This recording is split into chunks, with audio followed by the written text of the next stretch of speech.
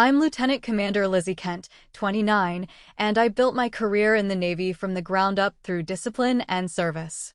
For years, I carried my family's weight, paying their bills, fixing their mistakes, showing up when no one else would. But when they humiliated me at a military banquet, pretending I didn't even exist, I made a choice that changed everything. Have you ever been dismissed or erased by the very people you gave everything to? If so, share your story in the comments. You're not alone. Before I dive into what happened that night, let me know where you're watching from. And if you've ever had to stand up for yourself after being overlooked, hit like and subscribe for more true stories about setting boundaries and reclaiming your worth.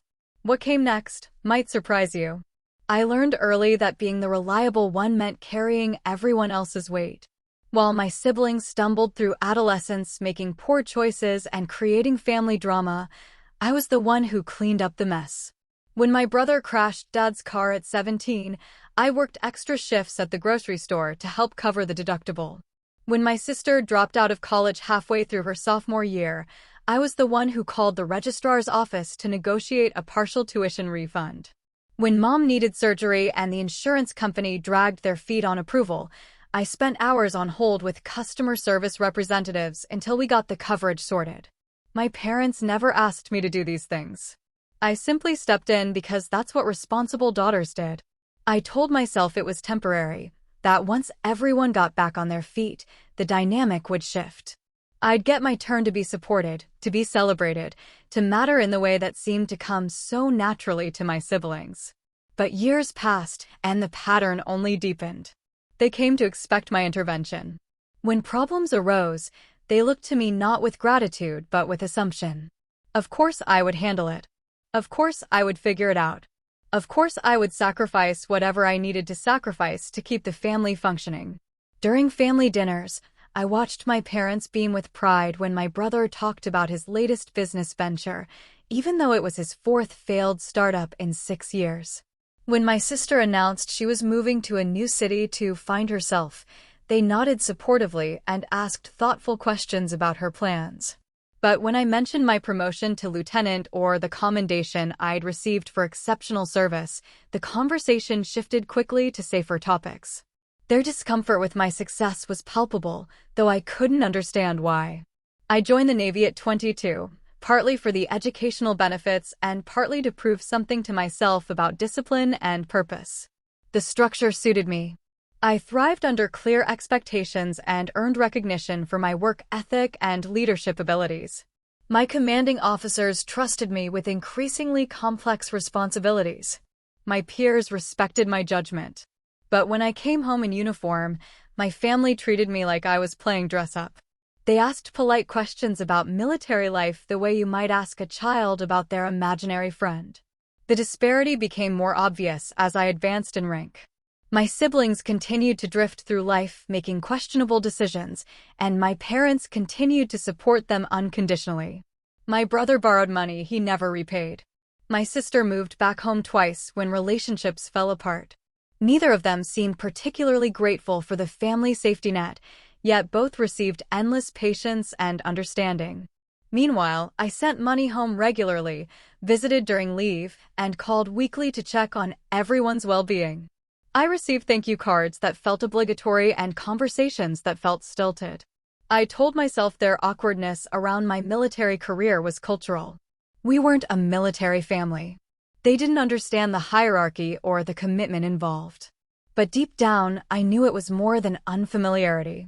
My success highlighted their failures as parents and their other children's lack of direction. Instead of feeling proud, they seemed embarrassed. Instead of bragging about my achievements to neighbors and friends, they deflected attention away from my accomplishments.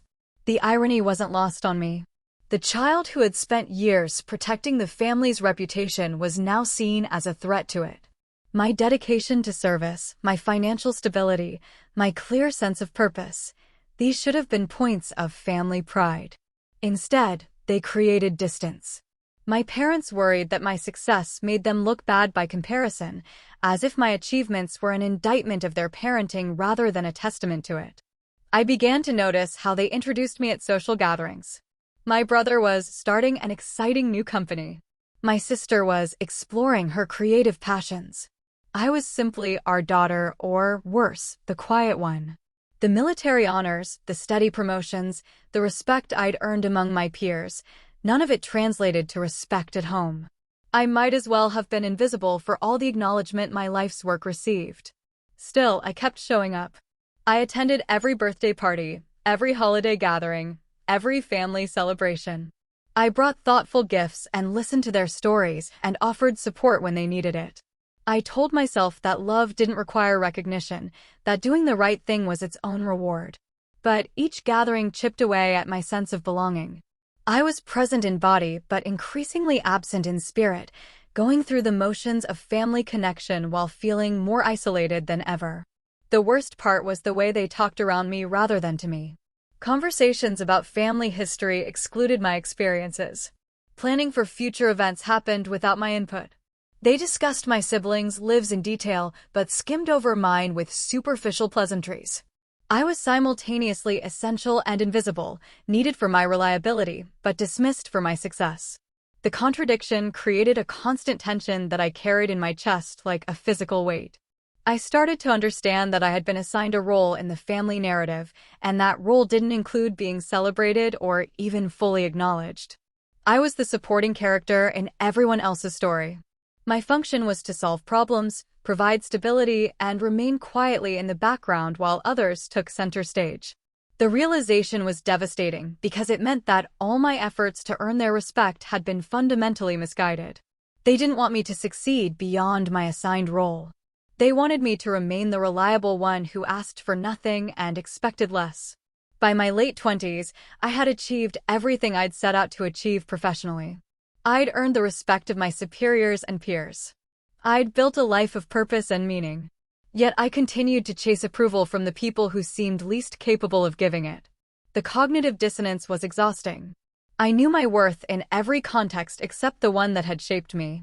At home, I reverted to the accommodating daughter who swallowed her disappointment and tried harder to please. As I got older, the family dynamic solidified rather than evolved. My siblings settled into patterns of underachievement that my parents enabled with endless patience and financial support. I continued advancing in my career, earning recognition, and taking on leadership roles that required me to be decisive and confident. But the moment I walked into my childhood home, I became someone smaller, quieter, less significant. The transformation happened so automatically that I barely noticed it anymore. I had internalized their assessment of my worth and made it my own. The invitations to family events continued, but they felt increasingly ceremonial. I was expected to attend, to bring gifts, to ask the right questions and make the appropriate responses. But my presence was taken for granted rather than valued. I was there to fill a seat and fulfill an obligation, not to be celebrated or even genuinely included. The pattern had become so entrenched that none of us questioned it anymore. This was simply how our family functioned, and I was simply the daughter who accepted whatever scraps of attention came my way. The signs were everywhere if I'd been willing to see them. At my cousin's wedding 2 years earlier, the photographer asked for pictures of the successful family members and naturally gravitated toward my siblings while I stood awkwardly to the side. During my grandmother's funeral, relatives I hadn't seen in years asked detailed questions about my brother's work and my sister's relationships, but never inquired about my military service. When my father gave a toast at my mother's 60th birthday party, he spoke glowingly about each of his children, except he somehow managed to describe my siblings' minor accomplishments while skipping over my major ones entirely. Each slight felt deliberate, though I knew they probably weren't conscious of the pattern. They had simply decided, somewhere along the way, that my achievements didn't fit the story they wanted to tell about their family. Success in the military was too foreign, too intimidating, too removed from their world to celebrate properly. It was easier to downplay my accomplishments than to figure out how to acknowledge them appropriately.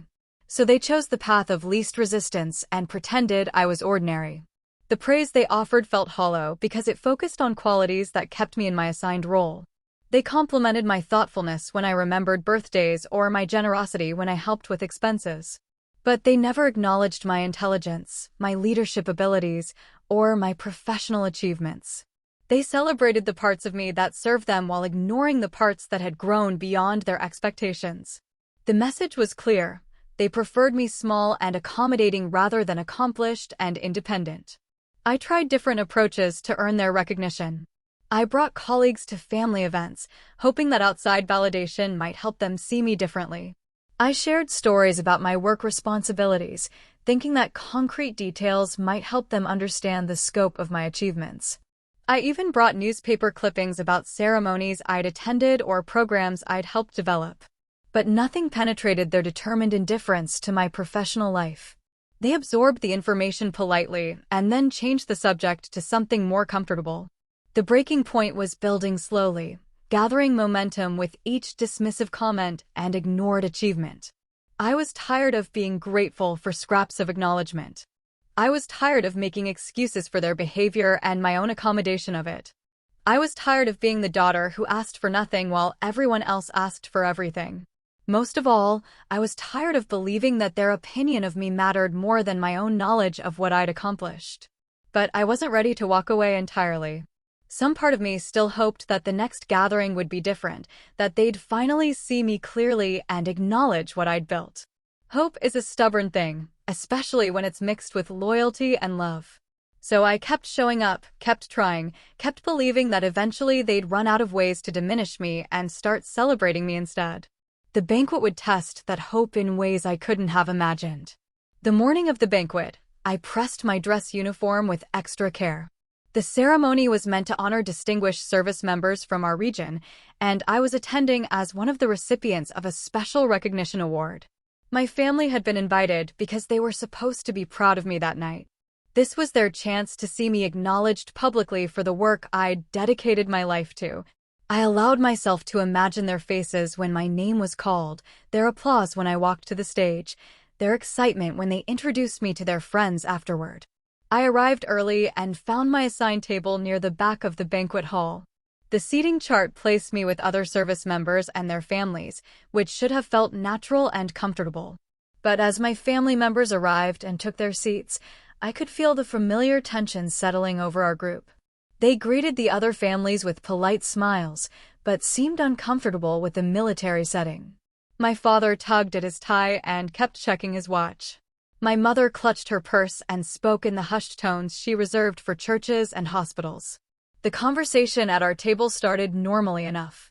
Introductions were made, pleasantries exchanged, backgrounds shared. But as the evening progressed, I noticed my family's behavior becoming increasingly cold toward me. They talked animatedly with the other families about their children's accomplishments, but when attention turned to me, their responses became clipped and dismissive. When asked about my service record, my father gave vague answers that downplayed my achievements. When my mother was complimented on raising such a dedicated daughter, she smiled tightly and changed the subject. The snubbing became more obvious as the evening wore on. During cocktails, they mingled with other attendees, but somehow never included me in their conversations. When we returned to our seats for dinner, they positioned themselves so that I was physically separated from their cluster of chairs. They laughed at each other's jokes and shared family stories that excluded me entirely. To an outside observer, it might have looked like I was a stranger who had wandered over to join their table uninvited. The most cutting moment came during the pre-ceremony reception when my father was talking to another parent about children in military service. I was standing close enough to hear him describe my brother's important work in business development and my sister's creative talents in design, but when the conversation turned to military service specifically, he simply said, "Well, we have one in the Navy, but she's nothing special here." The casual cruelty of that dismissal hit me like a physical blow. Not only was he unwilling to acknowledge my achievements, he was actively undermining them in front of people who were there specifically to celebrate service members. I excused myself and walked to the bathroom, needing a moment to compose myself. In the mirror, I looked at my uniform with its ribbons and insignia, each one representing months or years of dedicated service. I thought about the young sailors I'd mentored, the programs I'd developed, the crises I'd helped navigate. I thought about the respect I commanded at work and the trust my superiors placed in my judgment. Then I thought about my father's words, nothing special here, and felt the familiar ache of being invisible to the people who should have known me best. When I returned to the table, the formal ceremony was about to begin. My family had arranged themselves in a tight cluster that didn't include space for me, so I took a seat slightly apart from their group. They were talking quietly among themselves, occasionally glancing around the room at the other families and the elaborate decorations. But they never looked at me, never asked if I was nervous or excited, never acknowledged that this night was about recognizing people like me. I might as well have been a piece of furniture for all the attention they paid to my presence. The ceremony began with speeches from local officials and military leaders. As they spoke about service and sacrifice and the importance of recognizing those who dedicate their lives to protecting others, I felt a growing disconnect between their words and my family's behavior. Here were strangers praising the very qualities my family seemed determined to ignore. The speakers talked about honor and commitment and leadership, all things I'd worked years to embody, while my own relatives sat beside me acting as though I'd never done anything worthy of acknowledgement. During one particularly moving speech about the courage it takes to serve, I glanced over at my family and saw them checking their phones and whispering to each other about unrelated topics. They weren't just failing to celebrate me, they were actively disengaged from an event that was specifically meant to honor people like me. Their disrespect wasn't limited to me personally, it extended to the entire concept of military service and the sacrifices it required. That realization made their behavior even more painful because it revealed how little they understood or valued the path I'd chosen. As the evening continued and my name drew closer to being called, I found myself hoping less for their pride and more for their basic courtesy. I didn't need them to cheer or make speeches about how wonderful I was. I just needed them to pay attention when I walked to the stage, to clap politely when my achievements were read aloud, to act like they were happy to be there. But even that minimal level of support seemed beyond their capability. They had made their position clear, they were attending under sufferance, and nothing that happened that night was going to change their assessment of my worth. The final straw came when I overheard my mother telling another parent that they were just here to support the military in general, rather than acknowledging that they were there specifically to support me. It was a small thing, but it captured everything wrong with our dynamic. They couldn't even admit publicly that I was their daughter in this context. They had to distance themselves from my achievements even while sitting at a table designated for my family. The message was unmistakable. They were embarrassed by me, and they wanted everyone to know that my success wasn't really connected to them. I kept my expression neutral and my posture straight, but inside I was reeling.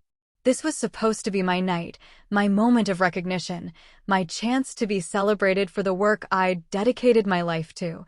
Instead, I was sitting alone among my own family members, feeling more isolated than I'd ever felt in my life. They had managed to turn what should have been a proud moment into another reminder that I didn't matter to them, that my accomplishments were somehow shameful rather than praiseworthy, that I was an embarrassment they had to endure rather than a daughter they wanted to celebrate. I thought about all the years I'd spent trying to earn their approval, all the ways I'd sacrificed my own needs to meet theirs, all the times I'd put their comfort above my own dignity. And for what? So I could sit at this table being ignored by people who should have been proudest of me? So I could watch them distance themselves from my achievements while benefiting from my success? So I could continue to accept their scraps of attention while they lavished praise on siblings who had accomplished far less? The realization that I was done chasing their approval came suddenly and with surprising clarity. I didn't need them to validate me.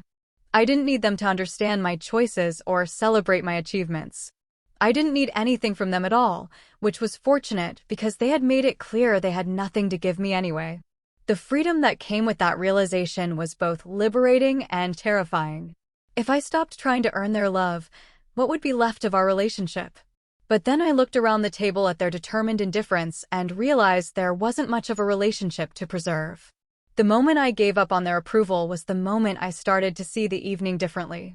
Instead of focusing on their reaction to my recognition, I began to notice the other families celebrating their service members. I saw genuine pride and excitement and love. I saw parents who understood what their children had accomplished and wanted everyone else to understand too. I saw families who had made their service member the center of attention rather than a source of embarrassment. I saw what family support was supposed to look like, and it bore no resemblance to what I was experiencing. A colleague seated at a nearby table caught my eye and smiled warmly. She was there with her parents, who had driven 4 hours to attend the ceremony. They were asking her questions about the various awards being presented and taking pictures of every moment. When she pointed me out to them, they waved enthusiastically and gave me a thumbs up. Their genuine enthusiasm for my recognition stood in stark contrast to my own family's determined disinterest. It reminded me that respect and celebration were possible, just not from the people I'd been trying so hard to please. As the ceremony moved toward the moment when my name would be called, I felt a strange sense of peace settling over me. I was about to be honored for my service regardless of whether my family acknowledged it. The recognition was real whether they celebrated it or not. My achievements were valid whether they understood them or not. Their opinion of me was just one opinion among many, and it was far from the most informed or generous one. I had spent too many years giving their assessment of my worth more weight than it deserved. When I finally heard my name announced and rose to walk to the stage, I walked for myself and for everyone who had believed in me along the way. I walked for the mentors who had guided my career and the peers who had supported my ambitions. I walked for the young service members who looked up to me and the superiors who had entrusted me with important responsibilities. I walked for everyone who had seen my potential and helped me achieve it. My family's reaction, or lack thereof, was irrelevant to the significance of the moment. But as I approached the stage, something unexpected happened that would change everything. The Admiral stood and surveyed the room with the kind of commanding presence that made everyone pay attention. The casual conversations died away and the atmosphere shifted from social to official. He was a man whose career I'd followed and whose leadership style I'd studied, someone whose respect meant something concrete in the world I'd chosen to inhabit. When he spoke, people listened not just because of his rank, but because of what he'd accomplished and the integrity he brought to everything he did. "Ladies and gentlemen," he began, his voice carrying easily across the banquet hall without amplification. "Before we continue with tonight's ceremony, I need to address something that has come to my attention." He paused and looked directly at our table, his gaze settling on me with unmistakable recognition. "We have a guest of honor tonight whose service record speaks to the very best of what military leadership can achieve. Lieutenant Commander Lizzie Kent has not only distinguished herself through exceptional performance, but has also mentored the next generation of naval officers with remarkable skill and dedication." The room had gone completely silent. I felt my face flush as hundreds of pairs of eyes turned toward me, but I kept my expression steady and my shoulders straight. This wasn't how these ceremonies usually went. There was supposed to be an orderly progression through the evening's events, not an impromptu spotlight on individual recipients. But the Admiral continued speaking, and his words carried the weight of absolute authority. "I've had the privilege of reviewing Lieutenant Commander Kent's file in preparation for tonight's ceremony, and I want to share with you what I found there." He began reading from a folder he'd apparently brought to the podium with him. Exemplary performance evaluations year after year. Innovation in training protocols that have been adopted fleet-wide.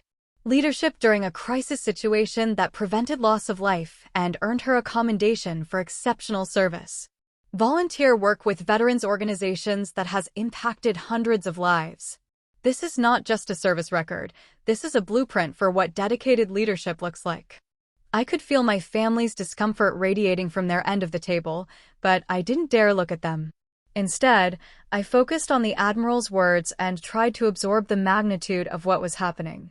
He was describing my career with an accuracy and respect that my own family had never managed. He understood what each achievement meant and why it mattered. He saw the connections between my various responsibilities and how they built on each other. Most importantly, he valued what I'd accomplished in a way that felt both professional and personal. But beyond her impressive record of service, the Admiral continued, "Lieutenant Commander Kent represents something that I think we sometimes take for granted in our military families. She represents the sacrifice that service members make not just in their professional lives, but in their personal ones. The long deployments, the missed holidays, the constant moves, these burdens are carried not just by our service members, but by their families as well. Tonight we honor not just individual achievement, but family support. He gestured toward our table, and I knew that everyone in the room was now looking at my family as well as me. They had wanted to be invisible, to attend without being noticed or associated with my achievements. Instead, they were being held up as examples of military family support by one of the most respected leaders in the region. The irony was so perfect it was almost painful. They were receiving credit for supporting a career they had consistently undermined and achievements they had actively dismissed. That's why, the Admiral continued, I'd like Lieutenant Commander Kent and her family to join me on stage. In all my years of service, I've learned that individual achievement is always built on a foundation of family support and community investment. Tonight we celebrate not just what Lieutenant Commander Kent has accomplished, but the family that shaped those accomplishments and continues to support her service. The invitation was clearly an order dressed in polite language. I rose from my seat and began walking toward the stage, acutely aware that my family had no choice but to follow. The applause that erupted from the audience was genuine and sustained, the kind of recognition I'd dreamed of receiving in front of my relatives. But instead of feeling triumphant, I felt a complex mixture of vindication and sadness. This was the acknowledgement I'd craved, but it was coming from strangers while my family reluctantly followed behind me, trapped in a situation they couldn't escape. As we reached the stage, the Admiral shook my hand with genuine warmth and respect. His grip was firm and his eye contact direct, the kind of interaction that conveyed real professional regard. Then he turned to my family with the same courtesy, thanking them for their support of my career and their sacrifice on behalf of military service. My parents smiled and nodded appropriately, but I could see the strain around their eyes.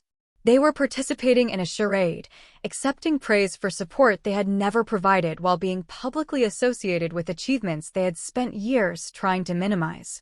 The Admiral presented me with my award and spoke briefly about each element of my service record that had contributed to the recognition. As he detailed my accomplishments, I watched my family's faces out of the corner of my eye. They were hearing, perhaps for the first time, a comprehensive summary of what I'd actually been doing for the past decade. The Admiral's description made clear that I hadn't just been serving in the Navy in some vague, generic way. I had been leading, innovating, mentoring, and achieving at the highest levels of my profession. The moment that crystallized everything came when the Admiral asked my father to share a few words about having a daughter in military service. My father stepped forward to the microphone, cleared his throat, and struggled visibly to find appropriate words. The man who had dismissed me as nothing special just hours earlier was now being asked to speak publicly about my achievements in front of hundreds of people and one of the most senior officers in the region. "We're very proud of Lizzie," he managed, his voice uncertain and his face noticeably red. "She's always been dedicated to serving others, and we're honored to be here tonight to see her recognized for that service." The words were generic and clearly improvised, but they were also the closest thing to genuine acknowledgement I'd ever heard from him in public. The Admiral thanked him graciously and then invited my mother to add her thoughts. My mother stepped to the microphone with the same uncomfortable expression my father had worn. "Lizzie has always been someone you could count on," she said carefully. "She's made sacrifices for her service that we sometimes don't fully appreciate, and tonight helps us understand better what those sacrifices have achieved." Again, the words were careful and formal, but they contained an admission that they had failed to appreciate my service properly. It wasn't an apology exactly, but it was an acknowledgement of their previous dismissiveness. The Admiral concluded the impromptu ceremony by thanking my family again and asking the audience to give us another round of applause. As we walked back to our seats, I felt the weight of hundreds of eyes following us, but this time it felt different. Instead of being invisible or dismissed, I had been publicly celebrated and my family had been forced to participate in that celebration. The recognition I'd received was now part of the public record, witnessed by people who would remember it and talk about it long after the evening ended. When we returned to our table, the atmosphere had completely shifted. The other families were congratulatory and warm, treating me with the kind of respect that comes from witnessing someone receive high-level recognition. They asked detailed questions about my service and complimented my family on raising such a dedicated daughter.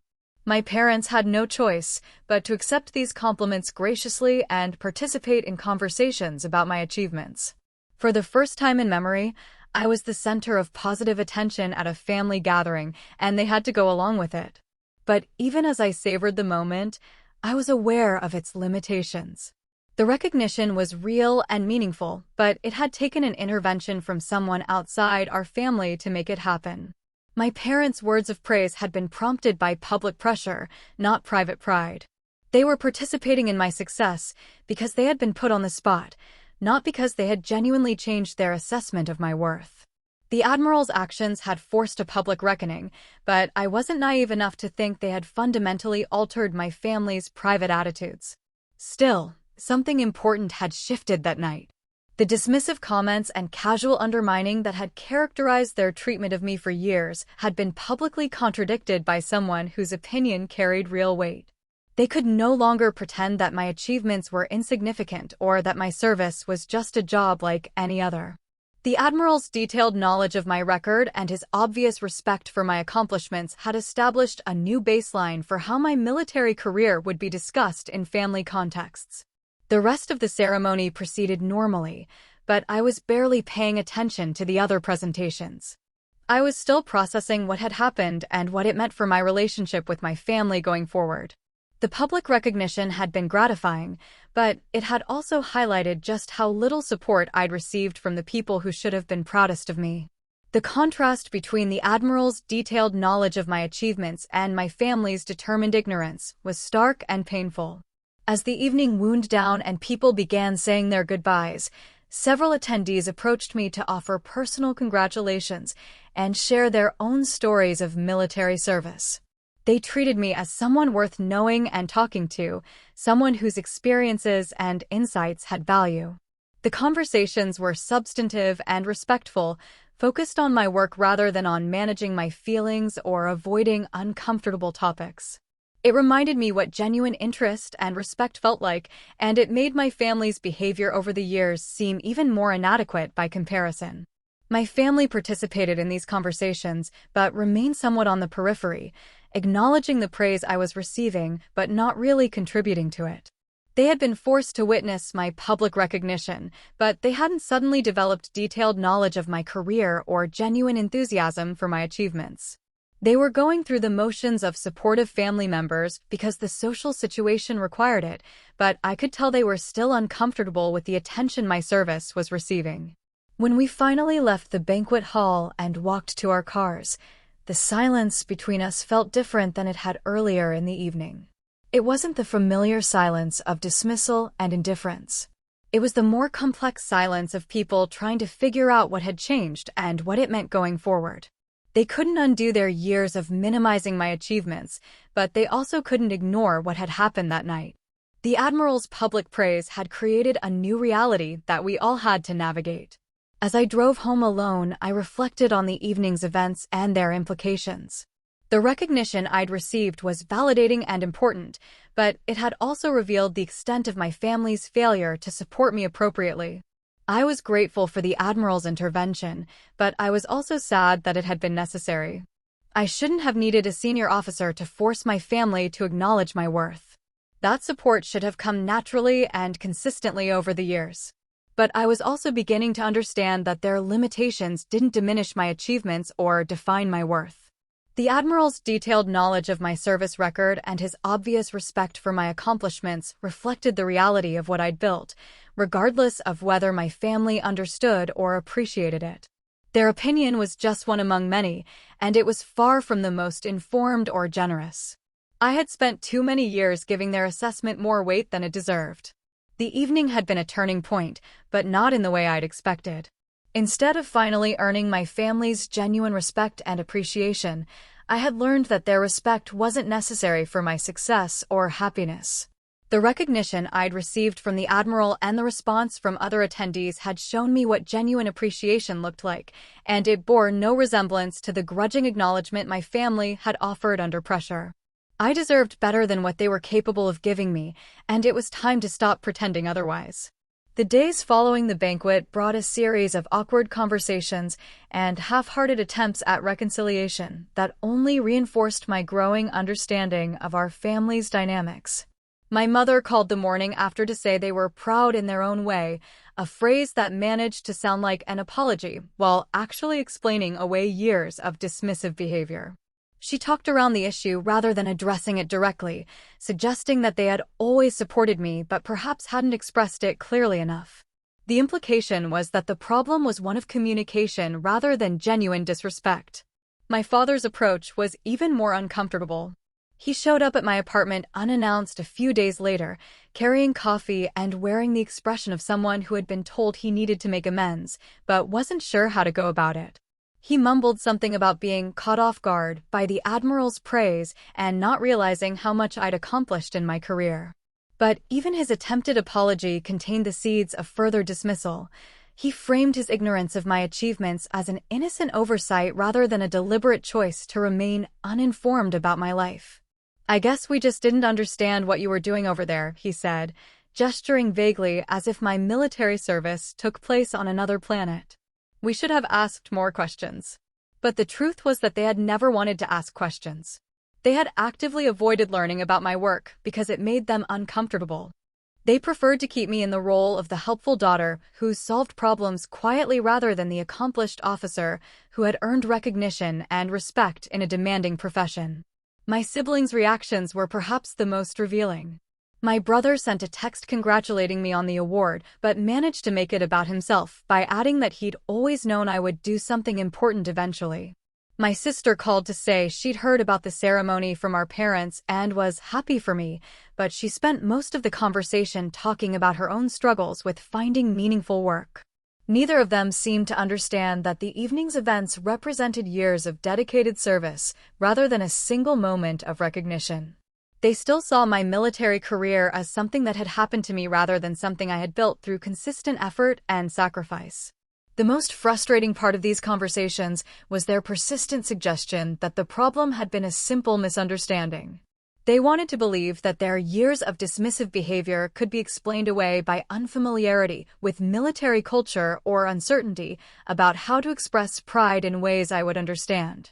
But I remembered too clearly the deliberate slights, the uncomfortable silences when I talked about my work, and the way they had actively avoided acknowledging my achievements even when those achievements were clearly explained to them. I began to realize that their discomfort with my success went deeper than unfamiliarity or poor communication. My achievements challenged the family narrative they preferred, one where my siblings were the stars and I was the reliable supporting character. My military career had given me independence, respect, and recognition that didn't fit their assigned role for me. They had invested years in seeing me as the daughter who asked for nothing and accomplished little beyond keeping everyone else's lives running smoothly. My actual achievements threatened that comfortable fiction. The banquet had forced them to confront the reality of what I'd built, but confronting reality didn't mean they were ready to embrace it. They wanted to make minimal adjustments that would allow them to claim they supported me while continuing to treat my achievements as less important than my siblings' much smaller accomplishments. They wanted to feel better about their behavior without actually changing their fundamental attitudes about my worth and my place in the family hierarchy. Over the following weeks, I found myself analyzing every interaction through this new lens of understanding.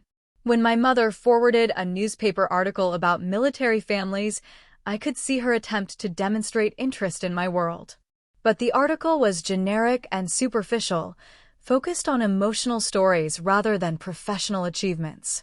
She was trying to show support in a way that didn't require her to actually learn about or engage with the specifics of my career. It was effort without depth, gesture without genuine understanding. My father's attempts were even more transparent. He started asking basic questions about military rank structure and deployment schedules, questions he could have asked at any point during my decade of service if he'd actually wanted to know the answers. His sudden interest felt performative, designed to demonstrate that he was trying rather than reflecting genuine curiosity about my work. The timing made it clear that his questions were motivated by guilt about the banquet rather than authentic desire to understand my life better. But perhaps the most telling response came from observing how they talked about the evening to other people. When relatives called to congratulate them on my recognition, they accepted the praise graciously, but managed to keep their own role in my success vague.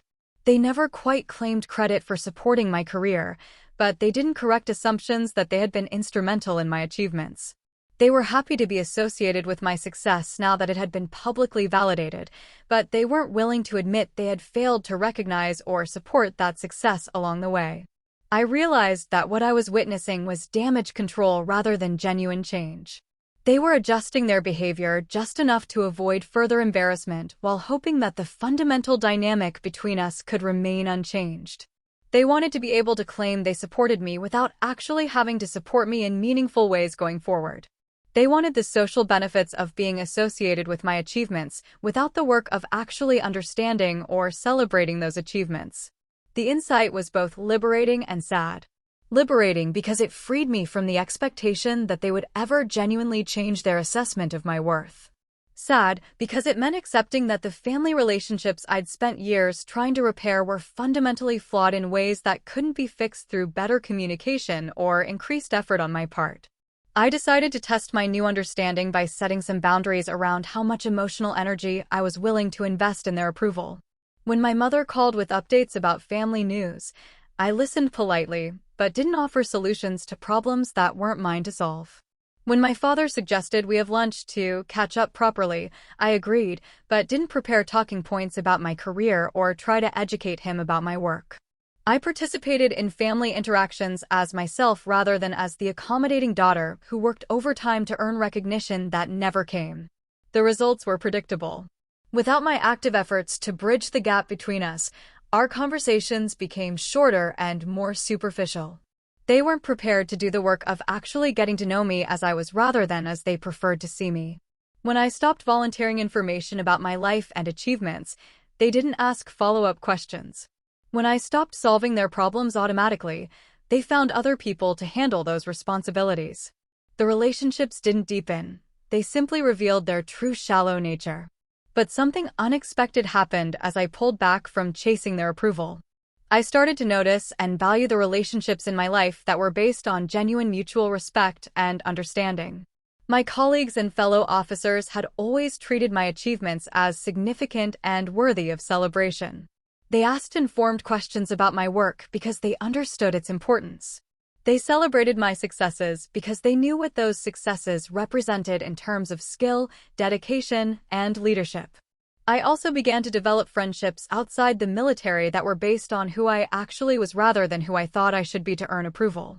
People who met me as an accomplished adult rather than as the accommodating daughter saw me differently and treated me differently. They appreciated my confidence, respected my opinions, and valued my company without requiring me to minimize my achievements or downplay my success to make them comfortable. The contrast was stark and instructive. In healthy relationships, my accomplishments were seen as interesting and admirable rather than threatening or embarrassing. People asked about my work because they were genuinely curious, not because they felt obligated to show interest. They celebrated my successes because those successes reflected well on me, not because celebrating me somehow diminished them. These relationships showed me what family support should have looked like all along. I found myself spending less time with my family and more time with people who actually enjoyed my company and respected my achievements. The shift wasn't dramatic or hostile. I didn't make angry declarations or issue ultimatums. I simply started investing my emotional energy where it was appreciated and returned rather than where it was taken for granted and dismissed. I remained available for genuine emergencies, but stopped volunteering for manufactured crises and family drama. The change in my availability forced my family to confront their own patterns of behavior. When they could no longer count on me to solve problems or provide unconditional support, they had to either address issues themselves or find other sources of help. Some problems that had seemed urgent when I was expected to handle them turned out to be manageable when they had to take responsibility for solutions. Others required them to develop skills and relationships they had avoided building while I was always available as a backup plan. My siblings' reactions to my new boundaries were particularly revealing. My brother, who had grown accustomed to borrowing money with vague promises of repayment, was genuinely confused when I stopped offering financial assistance automatically. He seemed to think that my reduced availability was a temporary phase rather than a permanent change in our relationship dynamic. My sister's response was more direct. She accused me of being selfish and abandoning the family when I declined to help her move apartments for the third time in 2 years. But I was learning to distinguish between actual family obligations and manufactured dependencies that kept me in the role of the giver who never received. Helping with genuine emergencies was part of being a caring family member. Providing endless bailouts for predictable consequences of poor decisions was enabling dysfunction rather than expressing love. The Admiral's recognition had given me perspective on my own worth, but learning to protect that worth required ongoing effort and vigilance. The process of rebuilding my self-respect was gradual and sometimes uncomfortable. I had to resist the urge to return to familiar patterns of accommodation when family tensions arose. I had to learn to sit with their disappointment in my new boundaries without immediately trying to fix their feelings or restore their approval. Most challenging of all, I had to accept that some relationships might not survive the transition from unequal accommodation to mutual respect. As months passed, I noticed that my family's attempts to pull me back into old patterns became less frequent and less intense. They were adapting to my unavailability by developing other resources and coping mechanisms. My mother started calling my sister for emotional support instead of automatically turning to me. My father began handling his own administrative tasks rather than expecting me to research and solve problems for him. My siblings found other sources of financial and practical assistance when their latest ventures ran into trouble. The family still gathered for major holidays and celebrations, but the dynamic was noticeably different. I attended as a guest rather than as the person responsible for managing everyone's comfort and happiness. I brought appropriate gifts and participated in conversations, but I didn't work overtime to keep things pleasant or solve underlying tensions. I was friendly but not accommodating, present but not available for duty beyond the basic requirements of family membership. My parents seemed uncertain how to interact with this version of me. They had grown accustomed to my eagerness to please and my availability for whatever they needed. My new boundaries forced them to relate to me as an independent adult with my own priorities rather than as the perpetually helpful daughter who could be counted on to prioritize their needs above my own. They weren't hostile exactly, but they were clearly uncomfortable with the change and uncertain about how to navigate it. The most significant shift came during a family birthday party where my father was telling stories about his children's accomplishments to relatives we hadn't seen in years. For the first time I could remember, he included my military service in his summary of family achievements. The description was brief and still somewhat generic, but it was acknowledgement rather than omission.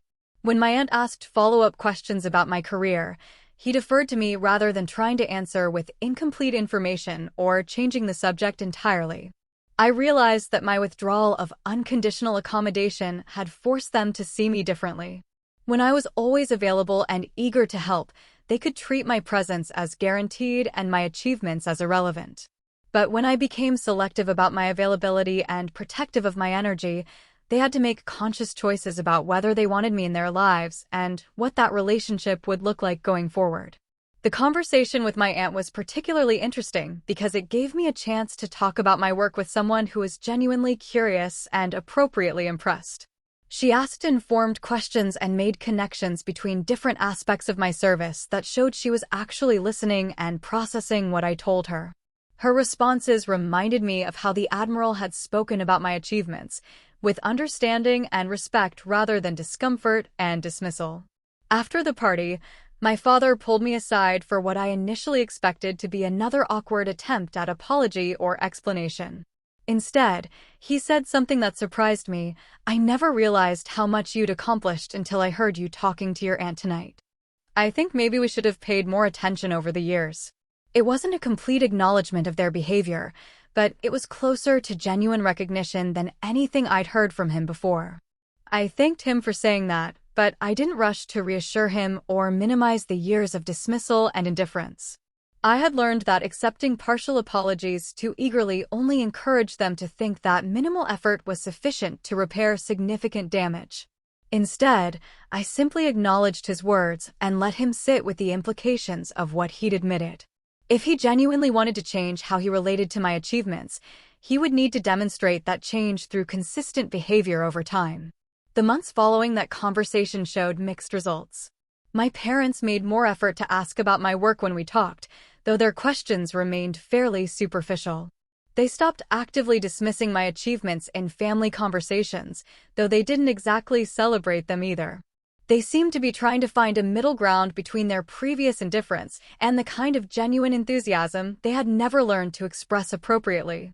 But I was no longer waiting for their enthusiasm or basing my self-worth on their approval. The Admiral's public recognition had been validating, but the real transformation had come from learning to value myself independently of their assessment. I had built a life of meaning and accomplishment that didn't require their understanding or celebration to be real and valuable. Their opinion was just one among many, and it was far from the most informed or generous. I continued to attend family gatherings and maintain basic relationships with my parents and siblings, but the desperate hunger for their approval was gone. I no longer needed them to see me clearly or celebrate my achievements. I no longer organized my life around earning recognition that they seemed constitutionally unable to provide. I was free to engage with them as they actually were rather than as I hoped they might become. The freedom was profound and somewhat surprising. I had expected that giving up on their approval would feel like loss or defeat. Instead, it felt like coming home to myself. I could appreciate my own accomplishments without needing external validation. I could make decisions based on my own values and priorities rather than on what might finally earn their respect. I could invest my emotional energy in relationships that were mutual and nourishing rather than one-sided and draining. Now, several years after the banquet, I can see that evening as the catalyst for a transformation that was probably inevitable. I had been moving toward greater independence and self-respect for years, but I needed the Admiral's public recognition to give me permission to stop chasing approval from people who were never going to provide it appropriately. His words didn't change my family's fundamental attitudes, but they changed my understanding of what I deserved and what I was willing to accept. My relationship with my family has stabilized at a level of cordial distance that works for everyone involved. They know they can reach me in genuine emergencies, and I know I don't have to justify my boundaries or apologize for my success. We exchange holiday cards and birthday wishes. We gather for major celebrations and maintain the basic courtesies of family membership. But I no longer look to them for validation or support, and they no longer expect me to be available for every crisis or convenience. The most important lesson from that entire experience was learning to distinguish between people who genuinely care about my well-being and people who simply want to use my confidence and reliability. My family fell into the second category, though they probably didn't realize it themselves. They loved the idea of me, the helpful daughter who solved problems and asked for nothing, but they had never been interested in knowing or celebrating the real me. The Admiral's intervention had forced a moment of public reckoning, but the real work of rebuilding my self-respect happened in the months and years that followed. I learned to trust my own assessment of my worth rather than waiting for external validation that might never come. I learned to invest my energy where it was appreciated rather than where it was taken for granted. Most importantly, I learned that respect doesn't always come from the people you most want it from, but when it does come from people who truly understand your work and character, it carries more weight than a lifetime of grudging acknowledgement from those who never bothered to know you well. The banquet was just one evening, but it marked the beginning of a new relationship with myself and my achievements. I stopped apologizing for my success and started celebrating it. I stopped making excuses for people who consistently failed to support me and started building relationships with people who actually valued what I brought to the table. I stopped waiting for my family to finally see me clearly and started seeing myself with the clarity and respect I had always deserved. In the end, the Admiral's recognition was meaningful not because it forced my family to acknowledge my worth, but because it reminded me that my worth existed independently of their acknowledgement. The applause that night came from strangers who understood what military service required and what my achievements represented. Their respect was informed and genuine in ways my family's grudging approval never could be. That contrast taught me everything I needed to know about where to invest my emotional energy and what kind of recognition actually mattered. The woman who walked onto that stage was accomplished and deserving of celebration. The woman who walked off had finally learned to celebrate herself. That transformation was worth more than all the family approval I had spent years trying to earn. It was the beginning of a life lived on my own terms, valued by people who actually knew me, and free from the exhausting pursuit of love that was always conditional on making myself smaller than I actually was. That night at the banquet taught me a hard truth. Sometimes the people closest to you are the last to see your worth. But it also showed me that recognition doesn't have to come from them to be real. Have you ever been overlooked or dismissed by your own family, only to be recognized by others? How did you handle it? Do you think family respect can ever be rebuilt, or is it better to move forward without it? Share your story in the comments. I'd love to hear it.